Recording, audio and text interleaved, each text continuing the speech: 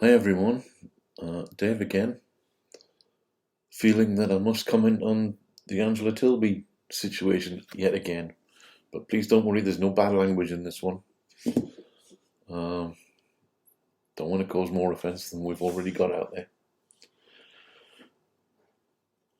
I am tired of seeing online church being looked at as less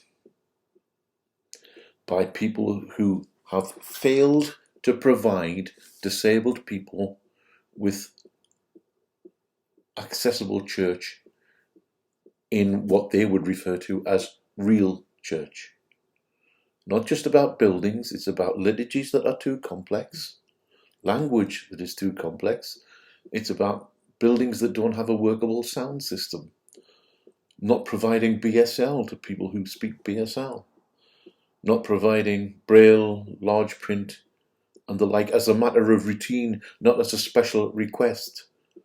If an able person can just turn up to a church on spec and be able to follow things, then a disabled person needs to be able to do the same. The church has failed to do that. All these issues were covered in DDA when it came in the Disability Discrimination Act, if you don't know what that is, when it came in 1995. 1995. 25 years ago. People plead with me to give the church time. 25 years is a long time. That's not quite half my lifetime. That's how long I've been waiting. That's how patient I've been. When eventually I reach the point where I can't physically cope with physical church anymore and I decide to create something, yes, it's for other people, but largely what I do with the Ordinary Office and Disability in Jesus, it's largely about me too. I'm quite prepared to admit that. It's quite selfish. But when I try and create something that is accessible not just for me but for everyone, I'm criticised and told that it is not real church. But you've had 25 years to make real church accessible to me. And you have failed. Absolutely failed. In recent weeks, since COVID, the disabled church, who have been online a long time and trying hard for a long time to be welcoming and accessible, have welcomed able people into our space with open arms. And I would say that you're still very, very welcome.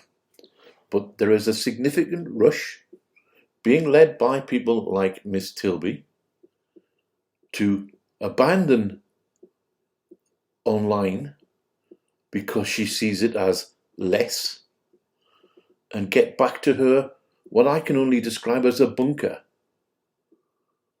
in her church.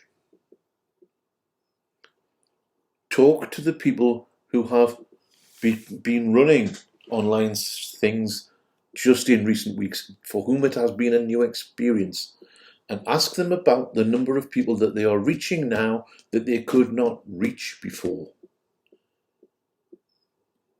Are you prepared to give that up when you retreat back to your building?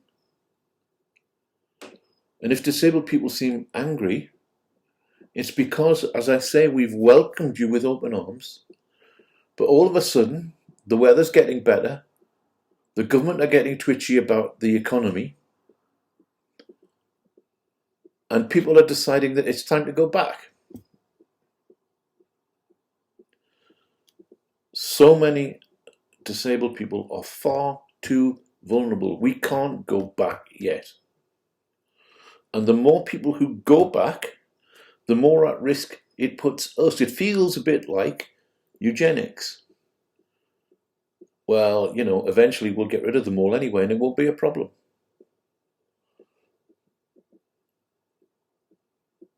That's how it feels. It may not be the reality. I'm not saying that it is the reality, but I'm telling you that that is how it feels, and I'm telling you that there are lots of disabled people feeling that. And as Christians, we should be ashamed that we're causing a situation where people are feeling that.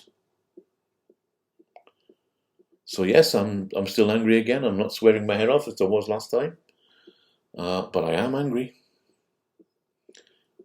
And I am asking you all, please, I'm pleading with people, please think very carefully about what you're wishing for and what it might do to the more vulnerable of us. Ask yourself very, very earnestly, is this the right time to stop the lockdown? Bless you all. Thanks for listening.